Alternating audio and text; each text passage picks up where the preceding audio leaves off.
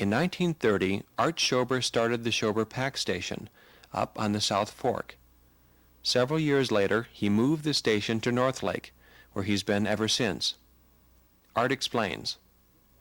I was born in Bishop, just out of Bishop anyway, about 2 miles, and Sunland or Schober's Lane, and we used to go fishing from there, and even on some pack trips and one thing and another, and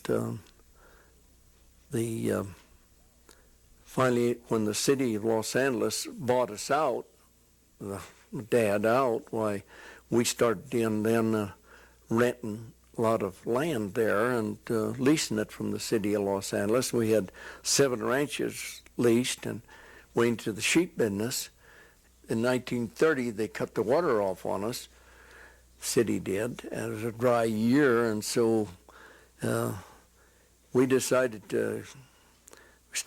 We bought sheep, and we had them there too at the same time before we had the pack outfit. And then we decided finally that that was the end of the, quick as they turned the water off, why that was the end of the ranching and farming. So we gave that part of it up down here and gave up our leases and everything and went up to the mountains and started the resort and the pack outfit.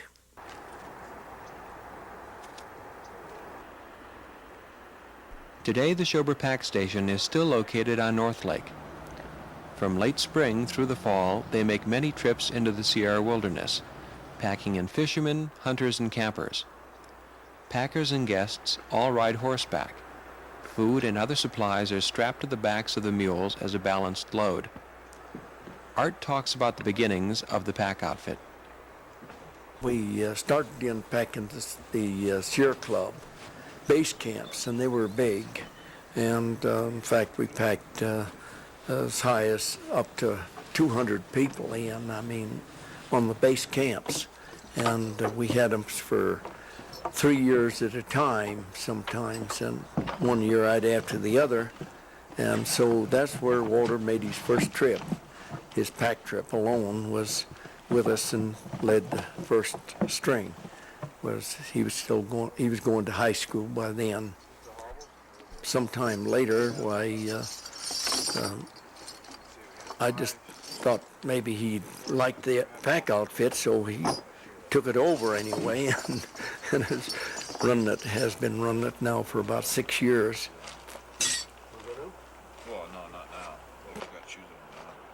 Art's son Walt grew up around the pack station, and while he was younger, he worked with his father. Walt recounts his growing up in the Bishop area. I went to school here in Bishop, and then I went away to school, and I thought I'd try my hand at the real world, the urban environment. And so I ended up living for a while in Southern California, working for a big corporation. Walt was transferred to work in the Chicago area. He dutifully stayed there for several years, but having grown tired of the flat terrain and the icy winters, he decided to return to California. His father made him an offer to rejoin him at the pack station, and he accepted.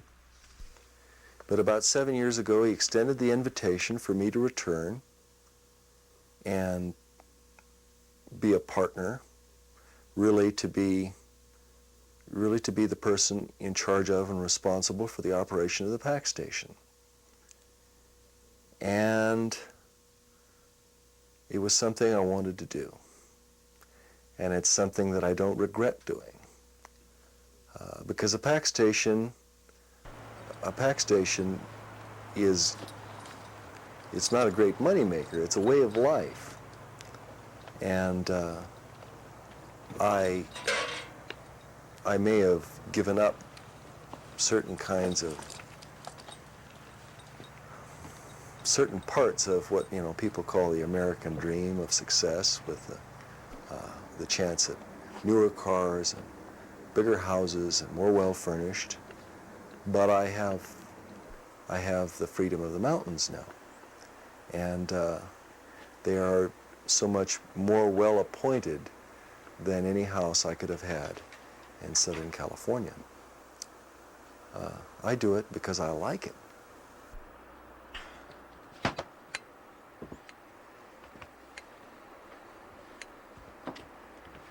One of the packers who works for the Schobers is Russell Mote. He's been packing with the Schobers for about 2 years now. Well, you got to pretty much be a bachelor to live this kind of life here, or have a very understanding woman. I've been a bachelor ever since I got this job here. It's long hours, and you get 1 day off a week, and where you live, the living conditions aren't maybe up to par for maybe what a woman would expect or something.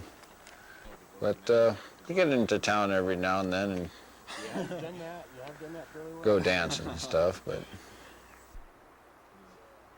there really is no secret to packing. I mean, it's a real simple thing, and there's all different types of hitches and stuff that you could learn, and well, I only know how to do 2 of them. I've learned several others, but I never use them that much. So it's the old box hitch and the diamond hitch, but the most important thing is to know your animals and what they can take. If it's a young mule, you're gonna give them a small, compact load, maybe a little bit heavy, and nothing that's gonna rattle around on them and flutter and make them spook. And if you got some old broke mule, well, you just put all the lawn chairs and stuff on him. But the most important thing is, as far as just the actual packing, is just to have the load balanced on each side. And tie your good diamond hitch and keep looking back. Just always look back. When I first started here, Walt said there's only 3 things I'd have to know, and that's look back, and look back. And that's packing.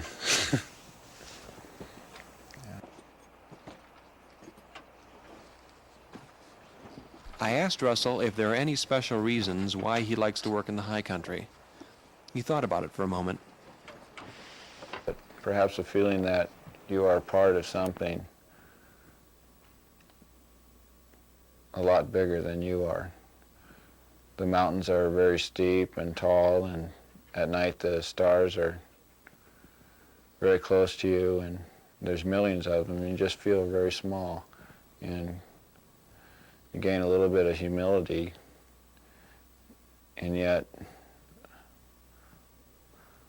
you grow, and you get a certain peace from that, just from being here in the Sierras, and it's kind of a personal experience, but it's something that you would wish others to have also. Joining the pack trip into the backcountry are Mickey Jarvis and his son Frank. Mickey has been friends with the Schober family for many years. A native of the Owens Valley, Mickey talks about growing up east of the Sierras. I was born and raised in Bishop, lived out here in Round Valley for 20-some years now, 18 years I guess. And like the country, I've been around the world, visited with Uncle Sam. There's no place like home, Owens Valley. And the city of Los Angeles might own it, but if they didn't own it, it'd just be one great big factory around here, I'm afraid, so they're not bad landlords. Mickey and Frank are going with Walter to do some deer hunting. Frank is a freshman in high school, and it's his second time out hunting in the backcountry. Mickey talks about taking the trip with the Schobers. Well, I like to go out and pursue the big buck, but anymore the big buck is a little hard to pursue because there ain't that many. So my boy and I, Frank, we like to go with Schobers, and neighbors right down the road. And we just go have a good time for about a week and take their horses and mules and pack back in, and hopefully to get a buck.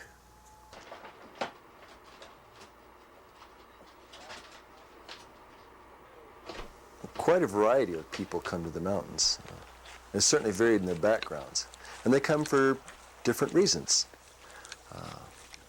In the spring, perhaps in the spring and early summer, most of the people that come are fishermen, dedicated fishermen. Fishermen that don't mind that the mosquitoes come out in the spring.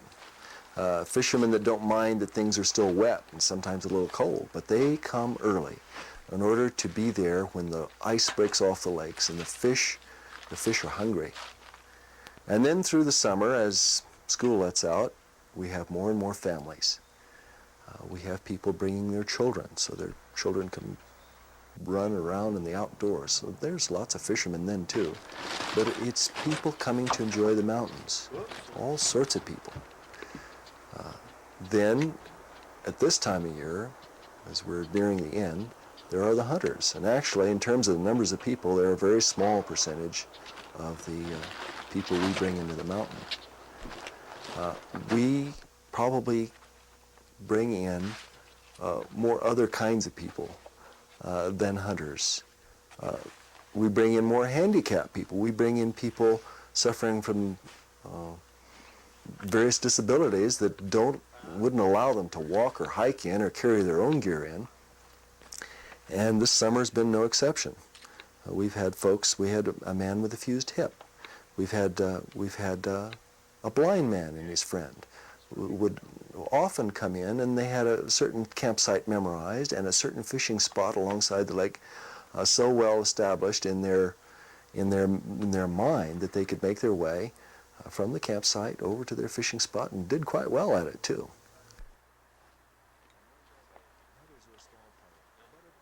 When we go back in the backcountry overnight with a lot of stock there, well, we can't carry enough food to feed them all.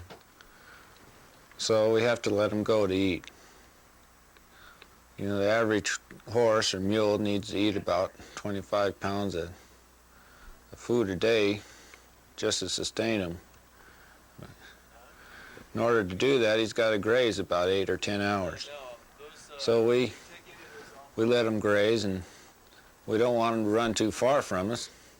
So we'll hobble all the mares and most of the horses. And hobbling, well, they can get pretty smart about moving with hobbles, but it seemed to work out pretty good for us. Some outfits, I guess, they don't even hobble them at all. But using these hobbles, I'd never had to hike more than 4 hours to get a horse. And it seems to work all right. Once they learn how to go with them, boy, they can really take off. But if they're hungry enough, well, you get them to camp and tie them up so there's just a little bit of light left, and then let them go. Why, they'll eat for a while and sleep for a while, and then as soon as it's light in the morning, they'll start eating again, and well, they won't go too far.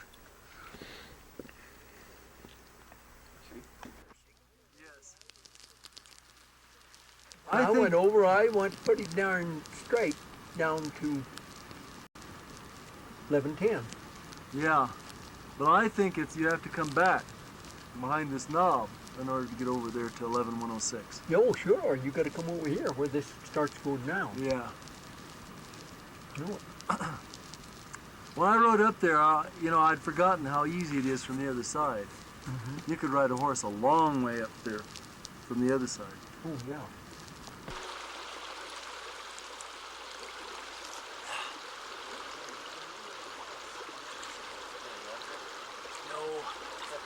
Before my dad's trip, he liked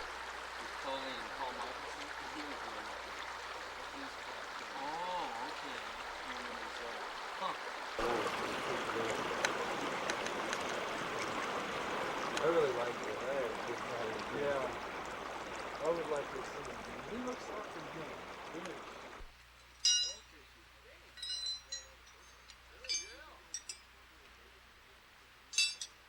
Mountain shoeing is entirely different than down in like a cow horse or a pleasure horse down in the valley where he's not in the rocks. If you leave the heels out too long, why you're going to hook them on rocks and pull them. We also pull a lot of shoes in when we're breaking through in the snow, because you don't know where you are in the rocks. But they wear shoes out mighty fast too. Their mule shoes stay on better than the horse shoes because they just got a different kind of a foot and a smaller shoe. And but usually cork too. The old days, why we had corks on all mule shoes, and but now you can't get them for some reason or other. We don't get no cork shoes much, only the horseshoes, some of them.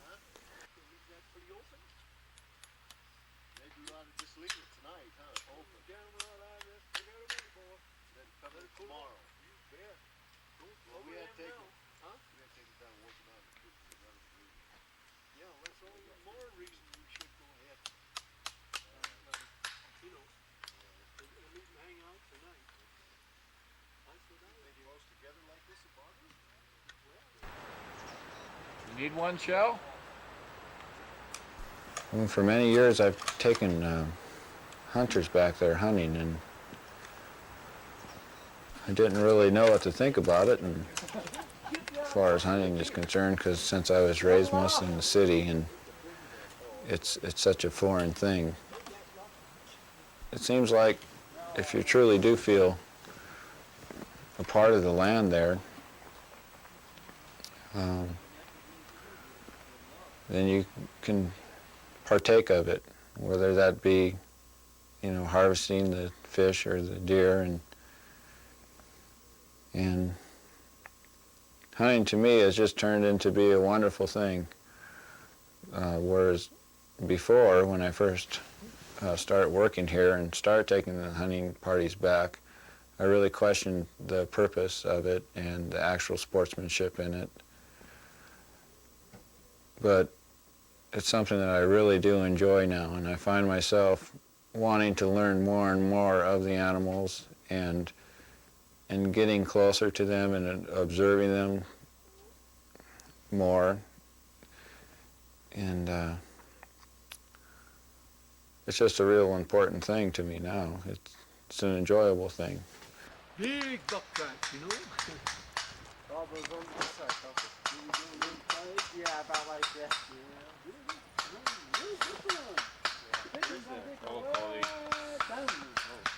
There's a bag. And up high. Short or something? Oh, when you're out in the wilderness, why, it's more secluded. There's not cars going up and down the road all the time or a motorcycle ripping by you or something. You've got your horse back there and you're kind of by yourself. Of course, anymore, there's a lot of backpackers and stuff around the country, and compared to what there used to be, but still, you're in the back country and you're by yourself. You're secluded, and there's people treat the back country different than they do when they're around home. There's not garbage strewn around all over the place, and you can still drink the water in the creeks, and still pretty nice back there. It's not bad at all.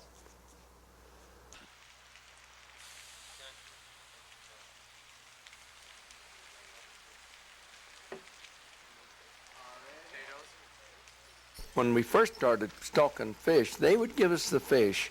The Fish and Game Commission would. But we had to, we'd take them in, and they didn't have a very good way to get them to us even. We had a trough up there, and they'd put them, what we'd call crick 'em, and put them in the creek, so aerate them until we got ready to go the next day anyway. And then we'd have to put them fish on the mules and take them as far as we could go, and if we couldn't make it with a stalk, we had to put them on our back and still take off. So we did stalk an awful lot of lakes, and brother was with me at the time, and he would stalk lakes and name them, of course. He'd put up big monuments and put a notice in like you would a mining claim, and put the name of the lake. He'd name it, and he'd put the name of the lake in there, and the kind of fish and everything, the date when it was planted. And so the names kind of, they kept the names, especially in the Lake Sabrina Basin. They tried to change them. Lots of guys would tear the monuments down and things, but they finally got on the map the way they were named. Bill the mirrors.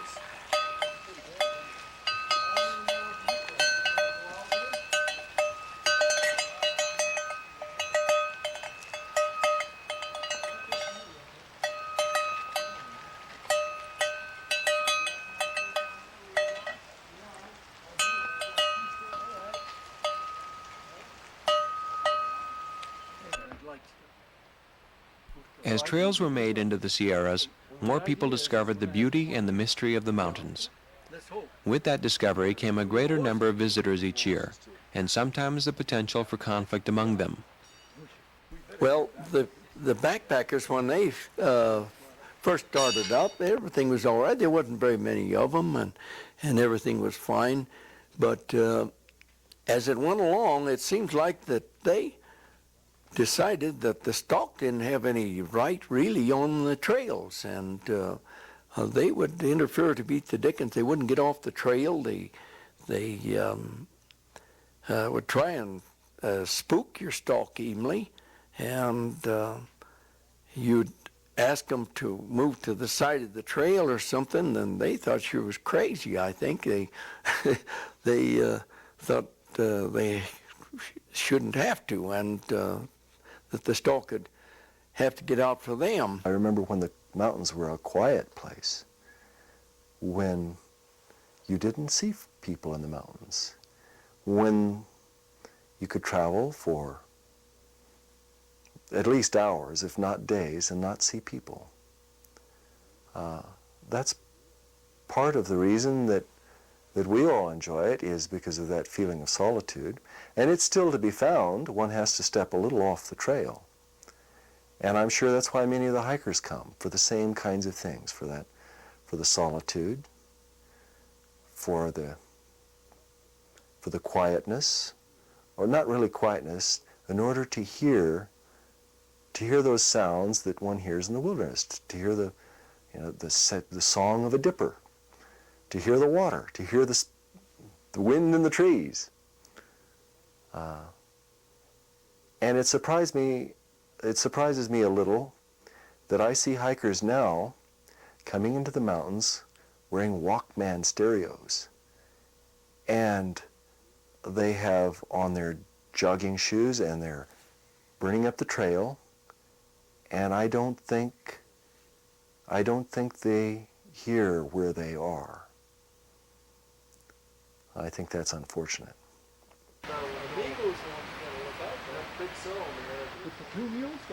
The two mules got out. They beat the fence down there at McClure. During a previous pack trip, 2 horses and 2 mules from the group of animals which had been put out to feed in Evolution Meadow had simply vanished. Usually the job of finding them the next morning can be done in less than several hours because of the hobbles on their feet. But that morning, the animals were nowhere to be found. To make matters worse, the Park Service had been through with a team of animals, and there were a multitude of tracks. I searched, in the limited time I had, on foot, 20 miles or so that day, and had to give it up, and walk back across Glacier Divide, across the Hiker's Pass, and rejoin the groups and come back in. And now we're off on the expedition again, because in those few hours, those horses have found some extraordinarily unusual place to hide.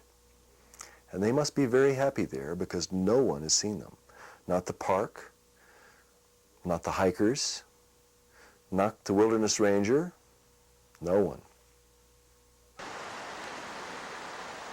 Well, living out there in the Sierras there, the mountains, you're bound to get a little dirty and maybe rain-soaked and muddy and dusty. And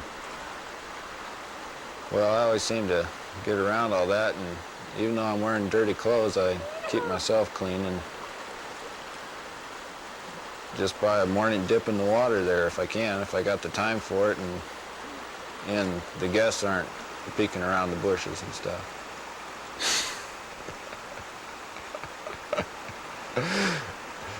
That's something I enjoy, is just, something about that cold water wakes you up.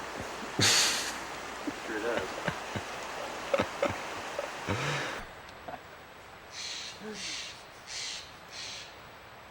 One of the jobs that the packers would perform on a somewhat regular basis, prior to the employment of the helicopter for rescue in this area, would be to pack out hikers and other travelers who had been injured during their outing. As late as the 1960s were the Schobers still packing out those who had been hurt or killed. There are dangers in the mountains for the unprepared or the unskilled or the people who just aren't knowledgeable.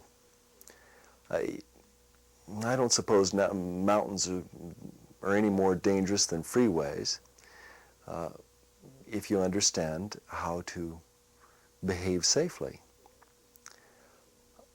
But there are dangers here. There are dangers in traveling alone. There are dangers because it's not a regular kind of environment, that our sidewalks are not flat.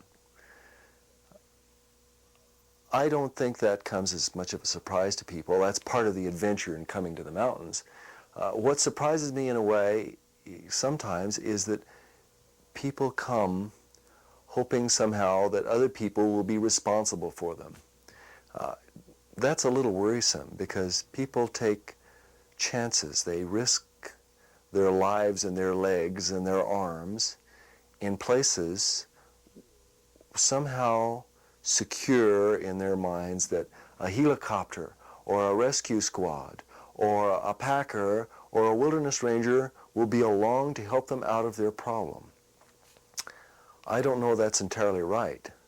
I think maybe people who come to the wilderness should come with an awareness that they have to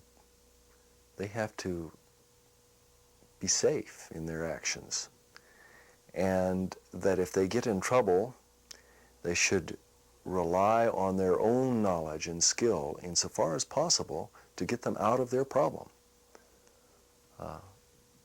I don't really mean to, condemn to horrible fates all the climbers that make mistakes and all the hikers that get lost.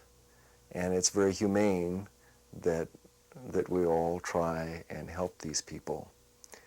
But I do wish they would be responsible for themselves, that they could be made to understand that.